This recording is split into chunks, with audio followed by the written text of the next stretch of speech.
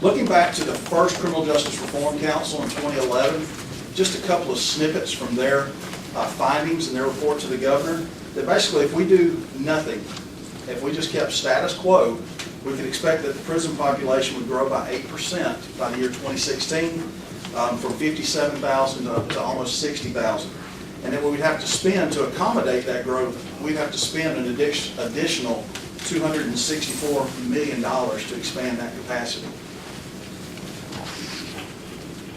This will give you a snapshot of our prison population since January of 2011. As Judge Boggs says, there are a number of contributing factors. We'll talk about those as we move through the presentation and we look at it. So there are a number of contributing factors.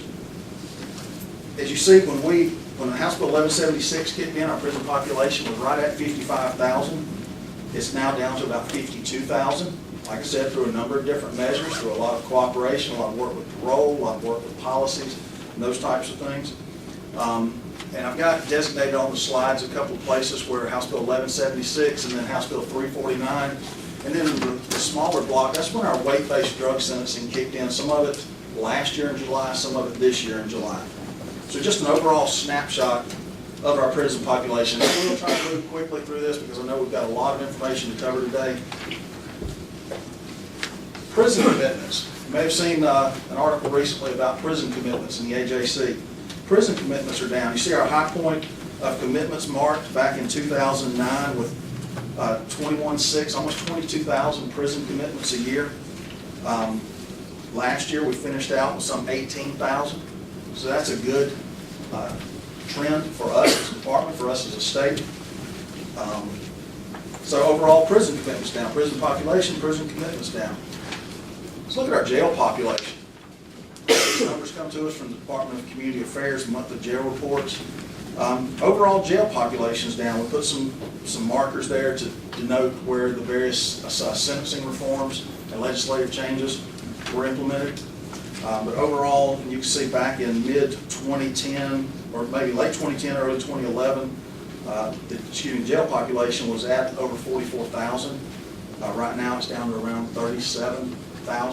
So we've got some empty jail beds out there, give us a little breathing room in the counties as well.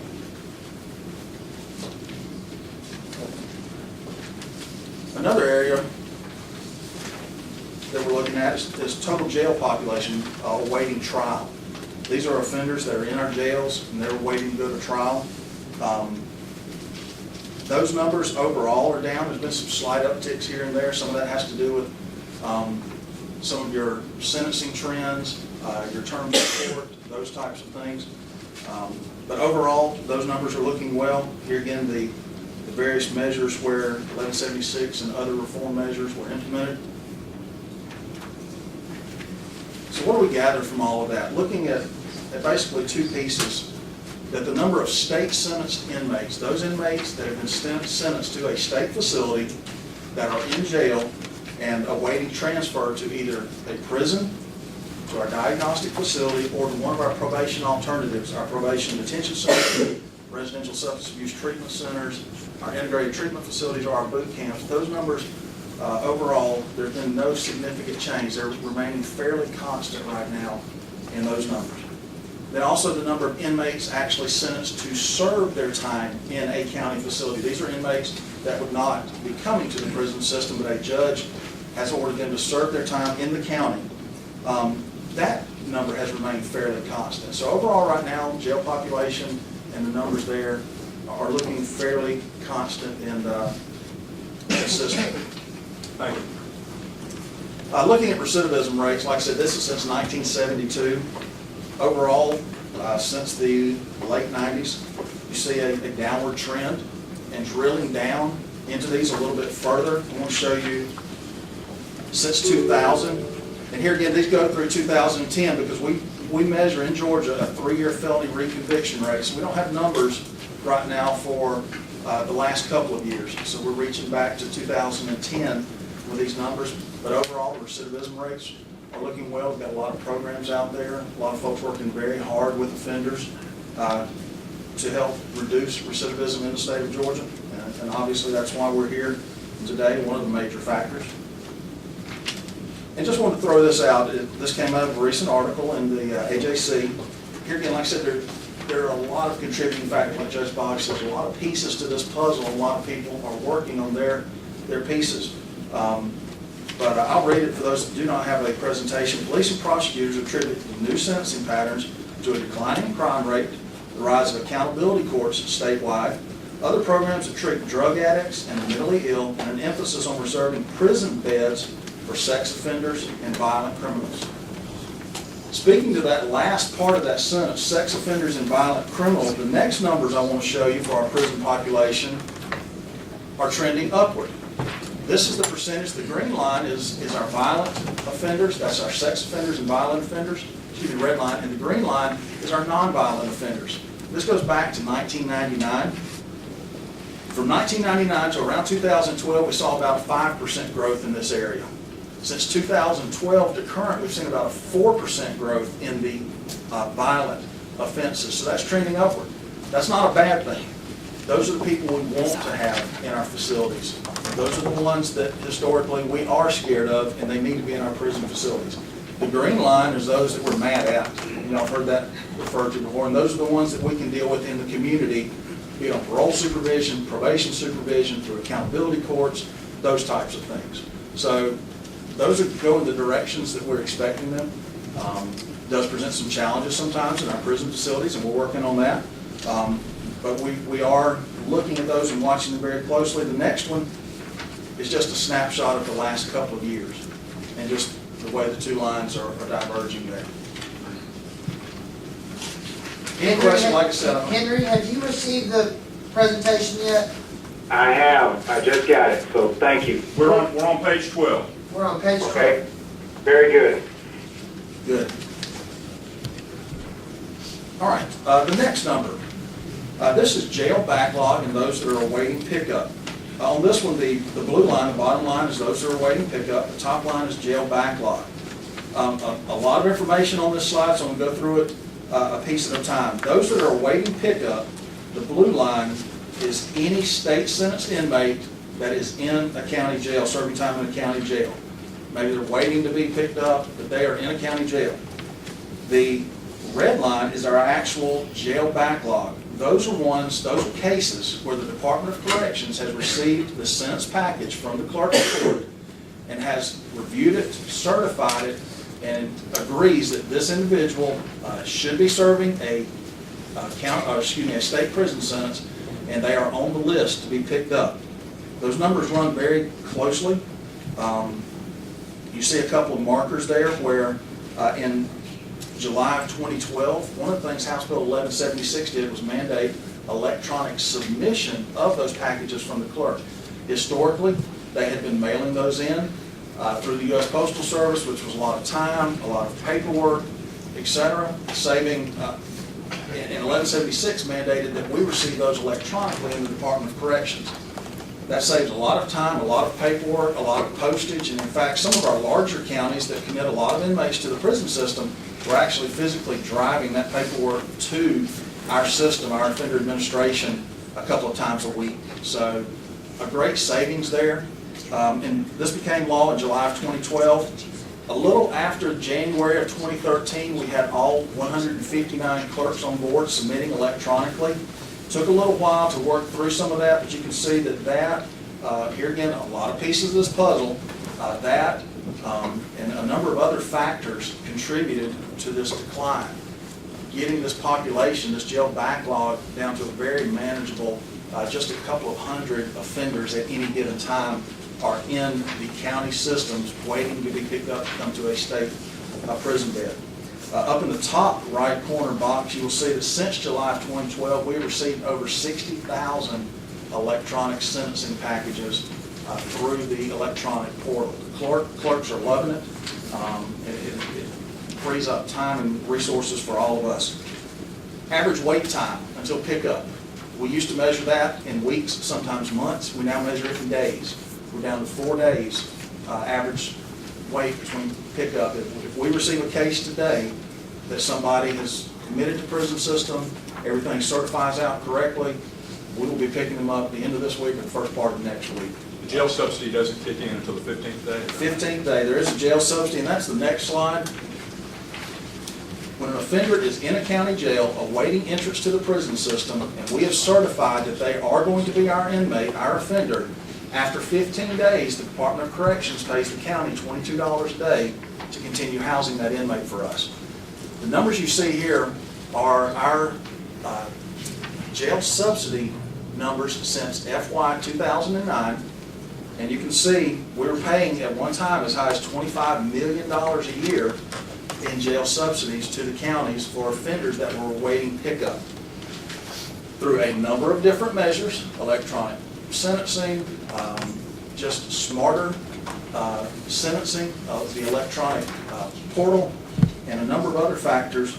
That number has dropped down to this year so far for FY 2014, which we just closed out, $40,000. This is a huge piece of criminal justice reform. It's been a very good success for us, as well as the counties and the state. So overall, a great story coming out of this criminal justice reform council over the last couple of years, and the savings that were generated there. Another area that came out of House Bill 1176 was our probation detention centers. Probation detention centers are a probation alternative. They're designed for 60 to 120 days, kind of an attention getter for your low-level offenders. Through the years, that had changed, and we had offenders spending a lot longer in the detention centers than they were designed for. But one of the things that 1176 did was cap the length of stay at a probation detention center to 180 days for an offender. When that was passed, you can see back in March of 2010, we had 859 probationers awaiting entrance into our probation detention centers. And if you just roughly, and these are cases, we just talked about jail subsidy on prison-bound offenders. On the probation detention center offenders that are awaiting entrance into the PDCs, there is no jail subsidy for the counties. So they're paying for every penny of this. At 859 offenders back in March of 2010, the counties were spending over $38,000 a day to house these offenders. That backlog now, I'm going to go ahead and flip to the next slide. That backlog now, I think I saw this week, is at three female offenders waiting to enter a facility, and they are going very quickly.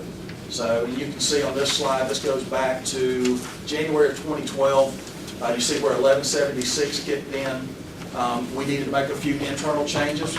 We had a male, with the change, we had a male PDC that was not being utilized as much as it could have been, so we changed it over to a female PDC. You see in July or mid-June or July of 2013, and that immediately decreased our remaining backlog, which was in our female population at that time. Another great success story here with our PDCs. Jay, the cost to the counties that was indicated on page 15 at $45 a day, that's That's pretty just much an estimate. that's just an estimate. Each Yes, county sir. has different costs associated with running their county jails. Yes, sir. 45 is pretty much an average, is that correct? That, yes, sir, that was just an average. Some are able to do it for more, some are able to do it for less. Another area that House Bill 1176 mandated, we've been working on it now for a couple of years, and I'm proud to say it just kicked off September 1st, is automated risk needs assessment for our offenders. Traditionally, any of you that are in the substance abuse realm or any kind of social services realm, there's an assessment that's going to be done for something, be it substance abuse, mental health, whatever. It's typically paper and pencil. Over the last few years, we've worked towards going away from that. That is time and resource intensive in a department that has 50+ thousand offenders in the prison system and 160,000 offenders on probation at any given time. So you can only imagine how much paper and pencil work that is, and then somebody's got to enter it in a computer somewhere. So I'm going to give you just a snapshot. If you want more information about it, please, I'll give it to you. I'm just not going to get into the details of it. But high level, our new risk needs assessment works much like an insurance actuarial. It reaches into our data system, it reaches into parole's data system, and it reaches into the Georgia Crime Information Center data system. It pulls all that information out. It looks at different proxy measures that are in the systems, and it gives us a risk assessment for this offender, and it gives us a need assessment for this offender.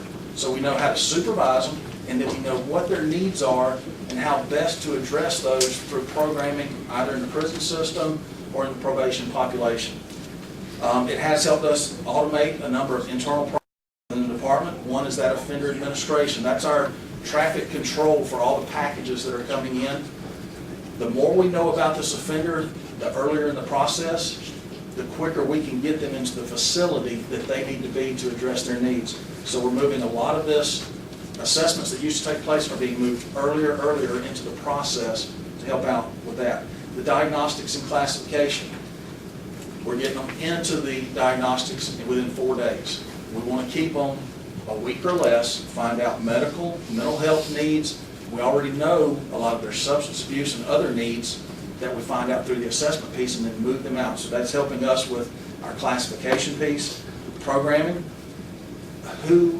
It helps us triage who needs programming the worst based on what we can find out from our assessment. So we're able to triage our offenders. And then reentry. You'll hear Director Jamie will talk later today about some of the reentry. We can push information to probation, parole, and ultimately back to the community providers that they've never had before on offenders to better help that offender reacclimate themselves into society as we move back. And like I said, we're going to use it from entry to exit. We're even working on a pre-sentence assessment where judges, district attorneys, and public defenders will have some information available to them during plea negotiations. If they choose to use it, it's a voluntary project, but they will have some information available to them during plea negotiations that they can use to assess offenders' behavior. We're also in talks with some of the accountability courts right now and how that the next generation assessment that we're using might plug into some of the accountability courts pieces.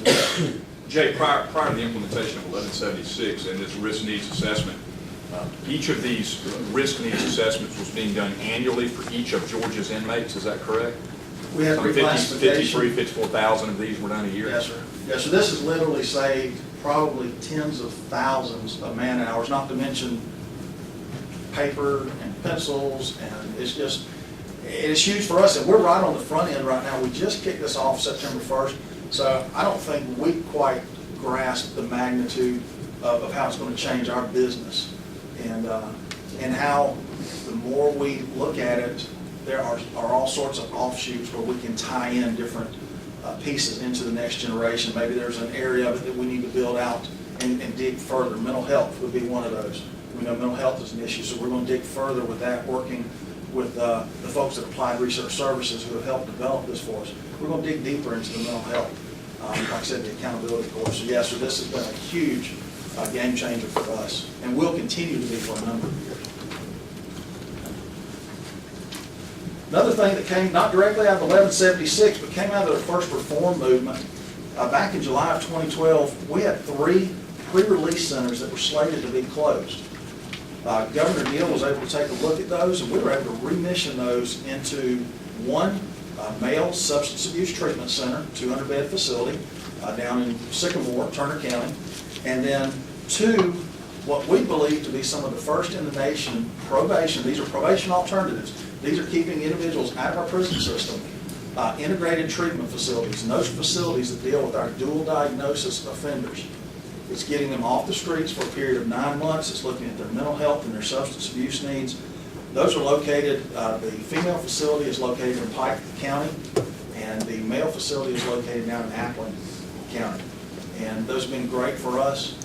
Like I said, they're about 200 beds apiece. So we were able to keep 600 beds, probation beds, online to keep at least, at minimum, 600 offenders from ending up, possibly otherwise ending up in our prison system.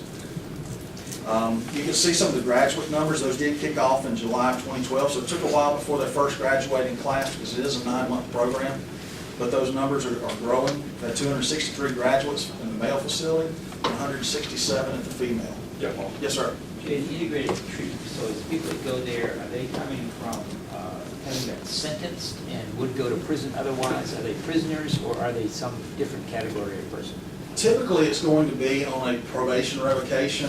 There's very specific criteria, but typically they're coming from probation. They are under probation supervision. And the judge is looking at them in the light of, if I did not have this alternative, you very well could end up in prison to treat what probably could not otherwise be treated in a lot of instances out in the community, or maybe there aren't available resources without the advent of these facilities. Jay, is it true that heretofore, many of those, Paul, would have been sent to prison, Sure. probation revocation sentence, or been sent to a probation detention center? But a standard probation detention center differs markedly from what an integrated treatment facility center provides. The concept is the same, but the treatment facility obviously has a treatment component that is more substantial than what's just in a PDC. But I would hazard a guess that the majority of those graduates, but for this treatment option, would have either been in the prison system, well, would have been in the prison system, would have been either in a facility, in a prison facility, or been in a probation detention center. Maybe some of them would have gone back to intensive probation supervision with a higher supervision model in the community, but you're probably saving a significant amount. And what I think will be interesting, Paul, and I want corrections to kind of keep an eye on this, but I'm real anxious to see what the recidivism numbers are on a 3-year look back for graduates from not only RSATs, but also the integrated treatment facilities as compared to the general population. Sure. And I would encourage you, if you get an opportunity to visit one of these facilities, we'd be more than happy to host you. You're going to see some folks that are having their life changed, and some folks that, I was able to visit the ladies' facility a couple months ago, and they, to all the ones that have been there and getting ready to graduate, they're like, this is turning my life around for me. This is something I never had, an opportunity I never had before. So, yes, sir, Tom. Jay, who provides the mental health and substance abuse treatment in the facilities? I assume that's a contract? That is a contract, yes, sir. Okay, and this being one of the first in the nations and a very new concept, how is that working out, combining those two things with our contract holder? To the best of my knowledge, Thomas, they were already involved in that in that type of treatment. Okay. We asked them, they already provided our substance abuse treatments in our RSAT programs, and so we asked them to expand on that. So I think that was something they were already involved in. We just expanded our scope of the contract with them. It's working out, like I said, if you get a chance to visit one, I think you would really be amazed. I think it's important also to note the benefit of the stakeholders, but also the council members. The commissioner did something that he doesn't talk about a lot, but that I've noticed and that others have noticed, and that is during the really tough budget times in Georgia, the probation detention center times were reduced to a 6-month stay. We've increased those to 9-month stays, not only PDCs, but these integrated facilities as well. Is that correct? The PDCs are 6 months, but That's all, right. They're 6, but these are a 9-month facility. These and all of our RSATs RSATs. have gone from 6. These were always 9 months. But Our RSATs were 6. Were 6, and we have just taken them back to Okay. 9. Yes, sir. Very important. For those sentencing judges, we see, and I know I did in my career as a trial judge, you see that a 6-month time may not give you the same benefit as a 9-month period of rehabilitation from a cognitive standpoint. And I think that's a very, very important thing to notice, because I think that is going to help us on our recidivism numbers. I'll be anxious to see, but I thank the Commissioner for doing that on the RSATs as well. One of the things we have heard loud and clear from the judges, they say, give us alternatives. We know there are people that have to go to prison. We're good with that. On those that we're not sure, give us some alternatives, and we were able to do that with these facilities. So But as with RSATs, is it correct that these integrated treatment facility inmates that are being released to the community after a 9-month period are still have an aftercare program? Yes, sir. Is that correct? Yes, sir. So there's Aftercare, still in community-based fact, program. one of the components of this is their probation officer has to contact them while in the facility. We don't just wait for them to get out and hopefully show up. There's some in-reach going on there and some contact with them while in the facility to go ahead and create that bridge from the facility back to a probation setting. How would you describe the total capacity of the system to provide treatment for people with addiction issues? Mr. Bolster, I'm trying to, and I've got some experts here, if they can help me remember the number of our RSAT beds in the prison and the probation side. We've got maybe 3,000 or 4,000 RSAT beds if you combine the prison and the probation RSATs, because many of our prisons run their own in-house RSAT programs as well. So we have a number of beds. I'm sure we could probably use more from time to time, but we have an awful lot of treatment beds. That's treatment inside the facility. You Yes, also inside have the day facility. reporting centers and day Yes, reporting sir. centers and treatment Yes, sir. Then we've programs for got- probationers that are not in the system. And that, It would be good to have that number. okay. Just from just adding up these. Sure, I'll be happy to send, I've got it, I just don't have it in front of me. All right, thank you. All right, speaking of treatment, we do have 13 day reporting centers throughout the state. These have been around for a number of years. Part of some funding that came about in the first year of criminal justice reform was $750,000 through the accountability courts funding to fund a program in the rural communities. Typically, a day reporting center is in more of a metro type area. It's tied very closely to probation and parole. There's 100 offenders that are in there. It's a brick and mortar building where the offenders come every day. They get treatment, educational pieces. We know that's not a possibility in much of rural Georgia. So with this funding, we were able to take the supervision and treatment components that go on in a day reporting center and scale it down to a much smaller scale, anywhere from 25 to 50 offenders, depending on the judicial circuit, and then deliver it out to some, now it's in 14 different circuits typically that would not have this type of treatment available to them. So we were able to take that funding and use that and multiply it over into, like I said, 14 different circuits. This has been a great partnership for us. Community service boards are doing a lot of our programming and counseling for us in many of these day reporting centers, the day reporting center light. And here again, this is a small treatment that's developed and delivered locally in available space. Maybe it's in the conference room at the probation office, maybe it's in another local area. You see the number of graduates there, where there are 225 offenders currently enrolled, 160 graduates since November. Here again, offering judges options that they typically would not have had a few years ago. Another piece we're working on, this came out just this year in Senate Bill 365, is the program treatment completion certificate. What this is going to resemble is an academic transcript that an offender leaving the prison system can take with them. It's going to have the programming they attended while in the facility, what they completed, maybe what they were unable to complete because of time constraints, their academic and education, and as you may be aware, we're putting an increased and renewed focus on education for our offenders in the system. Dr. Buster Evans has come on as our Assistant Commissioner over education and vocational training. We have set some lofty goals for our GED of offenders within the system and trying to get those offenders their education. And this will be a document that those offenders can take with them as they go back, look for housing, look for employment, much like a college or a high school transcript, say, here's what I did while I didn't just sit there. Here's what I did while I was in that facility. And here's what I tried to do to make myself a better person. So we're working on that. Should be kicking that off just in the next month or so.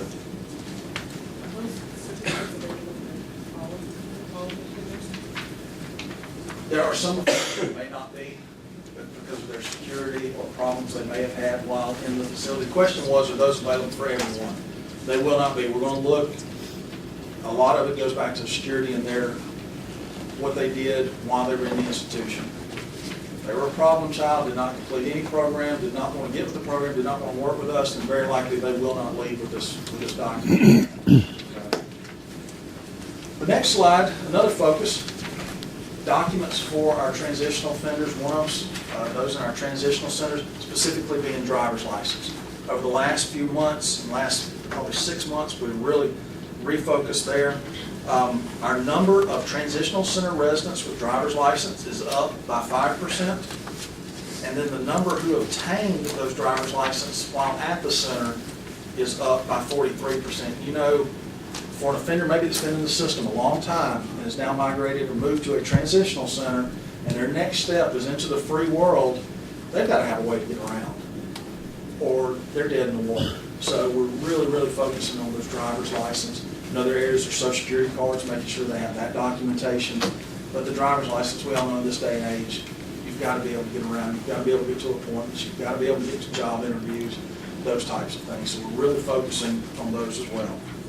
Jay, how does the implementation of Real ID, the federal law that we decided to do at a state level, how's that hindered your efforts on the driver's license, obtaining them?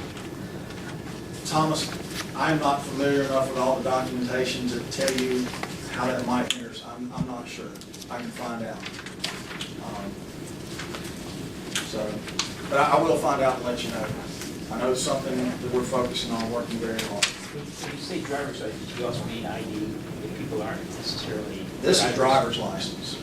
Another focus is making sure they have a state ID when they leave out in the free world.